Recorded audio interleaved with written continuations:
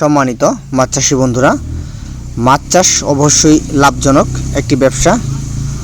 তবে সেই লাভ অনেক খামারি ভাইদের জন্য থাকে না বা লসের কারণ হয়ে থাকে। তো মাছ চাষ করতে হলে আপনাকে বেশ কয়েকটি টেকনিক অবলম্বন করতে হবে।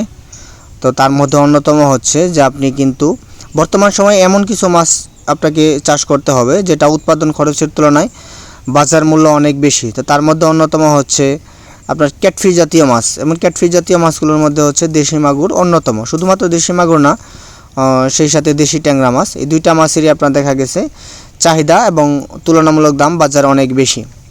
তো যদি অরিজিনাল পিওর দেশি মাগুর হয় তো সেটা কিন্তু আপনি দেখা গেছে অনেকে এককভাবে করে বা অনেকে মিশ্রভাবে করে। তো মিশ্রভাবে চাষ করলে রাক্ষসী মাছ ছাড়া আপনি কার্প জাতীয় বা ক্যাটফিশ জাতীয় মাছের সাথে চাষ করতে পারবেন।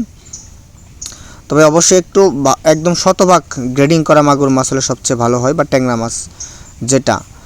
তো অনেক খামারি ভাই আছে যারা পুকুরে মাছ চাষ করে থাকে। একটি পুকুরে 3টা স্তর থাকে, 3টা স্তর অনুযায়ী যদি আপনি মাছ চাষ করে থাকেন তবে সেক্ষেত্রে সবচেয়ে ভালো হয়। তো দেশি মাগুর মাছ এবং ট্যাংরা দুইটা হচ্ছে নিচের স্তরের মাছ।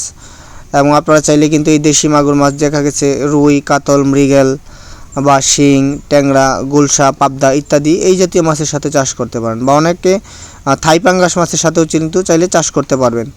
তো যারা আজকের ভিডিওটা দেখছেন বা মিশ্রভাবে চাষ করতে ইচ্ছুক বা মাছ চাষ করতে চাচ্ছেন, কীভাবে চাষ করবেন, কোন পদ্ধতিতে চাষ করলে আপনি ভালো একটি ফলাফল পাবেন, তারা অবশ্যই স্ক্রিনে দেওয়া নাম্বারে যোগাযোগ করবেন। আমরা মাছ চাষ সম্পর্কিত যে কোনো তথ্য বা একদম শতভাগ কোয়ালিটি সম্পন্ন মাছের পোনা সারা বাংলাদেশে হোম ডেলিভারির মাধ্যমে পাইকারিভাবে বিক্রয় করে থাকি।